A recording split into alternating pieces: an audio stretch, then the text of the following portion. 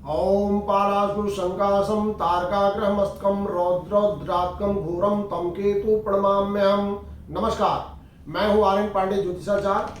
अपने channel astro Vedanta पर आप सभी का स्वागत करता हूं और निवेदन करता हूं कि इस चैनल को सब्सक्राइब करें, वीडियो को लाइक और शेयर अवश्य करें।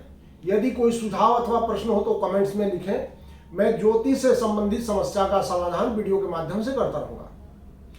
आज हम लोग 12 अप्रैल 2022 को केतु का वृश्चिक राशि से तुला राशि में जो एक बहुत ही महत्वपूर्ण परिवर्तन होने वाला है, इसके बारे में चर्चा करेंगे।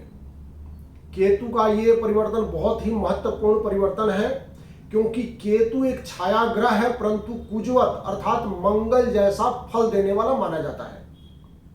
तो आइए देखते हैं कि केतु का ये राशि परिवर्तन 12 राशियों पे क्या प्रभाव डालने वाला है और 12 राशियों को इससे क्या फल प्राप्ति होगी। सबसे पहली राशि लेते हैं मेष। मेष राशि के जातकों को अपने पार्टनर और इस मित्रों के कारण टेंशन का सामना करना पड़ सकता है। काम धंधे में वाद विवाद से बचना चाहिए।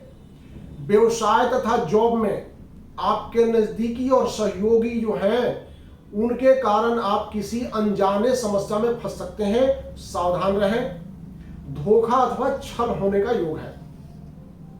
अगली राशि लेते हैं वृषभ। पिछले 1.5 सालों से जो वृष राशि पे समस्या चली आ रही थी, उसका समापन होगा।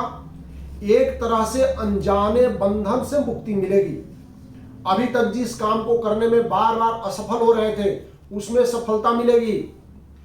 विशेषकर विदेशों से संबंधित जो विद्यार्थी विदेश जाकर के पढ़ाई करना चाहते थे, विदेश में जाकर नौकरी करना चाहते थे, अथवा इंपोर्ट एक्सपोर्ट का काम करना चाहते हैं, विदेश की यात्रा करना चाहते हैं, इन सब कामों के लिए बहुत ही शुभ समय आने वाला है। आपके इच्छा पूर्ति का समय होगा।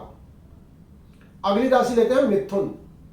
आय कम और पारिवारिक समस्या के कारण चिंता बनी रह सकती है, परंतु संतान के शिक्षा पर व्यय होने का योग है।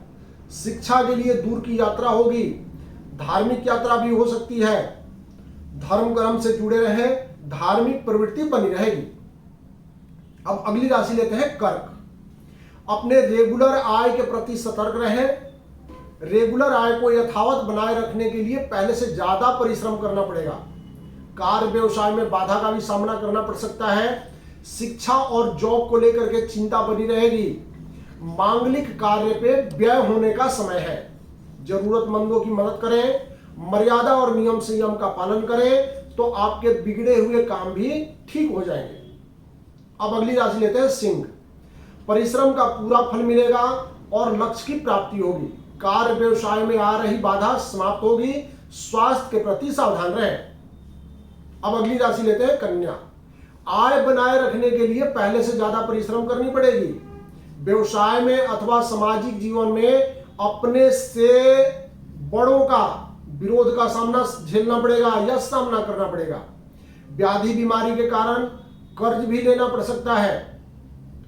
इस योग के कारण एजेंट का काम करना, कमीशन का काम करना आपके लिए सबसे श्रेष्ठ रहेगा। जमीन जायदाद की बिक्री से भी धन के प्राप्ति का योग है। इस समय चोरी अथवा किसी अन्य कारण से नुकसान का योग होगा, सावधान रहें। अगली राशि लेते हैं तुला। बीमारी के कारण आर्थिक परेशानी का सामना करना पड़ सकता है। पार्टनर के साथ तनाव की स्थिति बन सकती है। कार्य व्यवसाय में उतार चढ़ाव और आय में अस्थिरता हो सकती है। इस योग के कारण निर्णय लेने में देरी हो सकती है। व्यवसाय में नए कॉम्पिटिटिव और विरोधियों का सामना करना पड़ सकता है। परिवार में तनाव की स्थिति बनी रहेगी। बीमारी की बात करें तो सिर से संबंधित समस्या का सामना करना पड़ सकता है। अब अगली राशि लेते हैं वृश्चिक।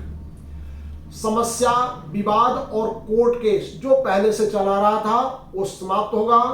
विशेष करके कोर्ट केस में आप विजयी होंगे। फैसला आपके पक्ष में होगा।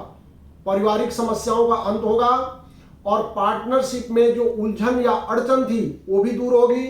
समाज में मान सम्मान तथा धन की प्राप्ति होगी। परिवार में यदि कोई विवाद या टेंशन है, उसका भी समापन होगा। संतान सुख की प्राप्ति होगी। व्यवसाय अथवा नौकरी की भी प्राप्ति का योग है। वृश्चिक राशि से छठे भाव का केतु सभी कष्टों को दूर करता है। लाइफ पार्टनर, पुत्र, धन और विविध सुख साधनों की प्राप्ति होती है। अब अगली राशि लेते हैं धनु। भूमि, वाहन इत्यादि सुख साधनों की प्राप्ति होगी। विवाद अथवा कोर्ट केस चल रहा है तो उसमें आप विजयी होंगे। समाज में मान सम्मान और धन की प्राप्ति का योग बनता है। अचानक धन लाभ का भी योग है। रोग और शत्रुओं से सावधान रहें। संतान को शिक्षा में सफलता मिलेगी और घर में मांगलिक कार्य संपन्न होगा। अब अगली राशि लेते हैं मकर। मकर राशि के लिए लाभकारी स्थिति बनेगी।